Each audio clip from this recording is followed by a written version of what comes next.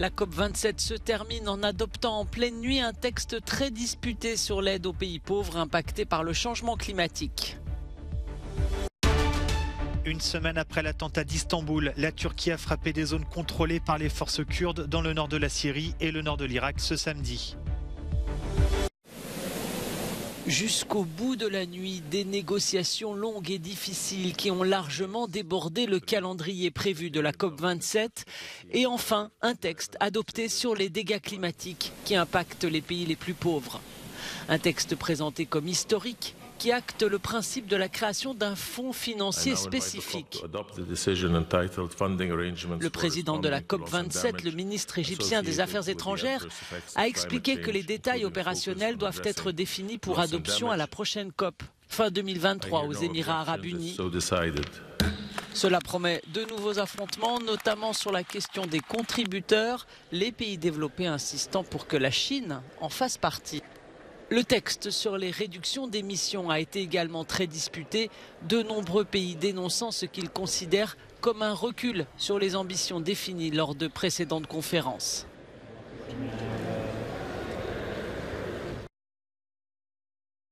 Une semaine après l'attentat d'Istanbul qui a fait 6 morts et 81 blessés, la Turquie a frappé le nord de la Syrie et de l'Irak ce samedi. L'armée turque a visé des zones contrôlées par les forces kurdes qu'elle juge responsables de l'attentat, même si ces dernières ont nié toute implication. Les frappes auraient fait une dizaine de morts et plusieurs blessés. En Bulgarie, 5 personnes accusées d'avoir aidé l'un des auteurs présumés de l'attentat à fuir ont été inculpées.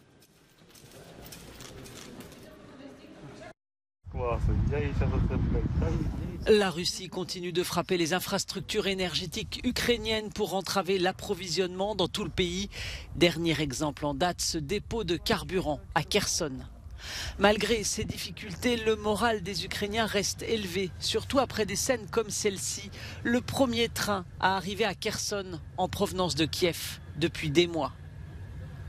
Place Svobody, la place principale de Kherson. La musique, même en tenue militaire, tente d'adoucir les souffrances des derniers mois. Dans son discours quotidien, le président Zelensky a remercié le Premier ministre britannique en visite à Kiev pour l'aide promise à l'Ukraine. Une aide militaire de plus de 57 millions d'euros et une aide humanitaire de 18 millions d'euros. Les canons anti-aériens de Londres seront essentiels pour empêcher les destructions des infrastructures ukrainiennes vitales. Élection présidentielle ce dimanche au Kazakhstan. Sans surprise, Kassym-Jomart Tokayev devrait être reconduit pour les 7 prochaines années, faute de réelle opposition. En janvier dernier, celui qui entend réformer le pays avait dû faire face à des manifestations contre la vie chère qui avaient dégénéré en émeutes. Sa réponse, une répression sanglante qui fit 238 morts. Elon Musk, le nouveau patron de Twitter, a réhabilité le compte de l'ancien président américain Donald Trump, banni du réseau social après l'assaut du Capitole à Washington en janvier 2021. Le peuple s'est exprimé, Trump va être rétabli, a tweeté le milliardaire après le résultat d'un sondage lancé auprès de ses abonnés. Plus de 51% ont dit oui au retour de Donald Trump. Tout est prêt au Qatar pour la grande fête du football.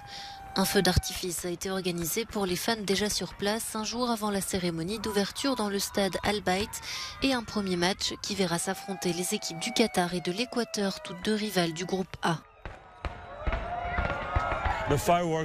Le feu d'artifice était incroyable, estime ce supporter argentin. J'ai participé à 25 événements de ce genre, les JO de Rio et de Tokyo, la dernière Coupe du Monde en Russie, mais je n'ai jamais vu un tel feu d'artifice où que ce soit dans le monde.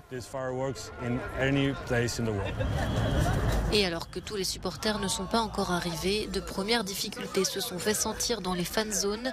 Ce samedi, des milliers de personnes ont été refoulées d'un concert célébrant la Coupe du Monde, révélant les défis à venir pour Doha concernant la gestion des foules dans le tournoi le plus compact jamais organisé par la FIFA.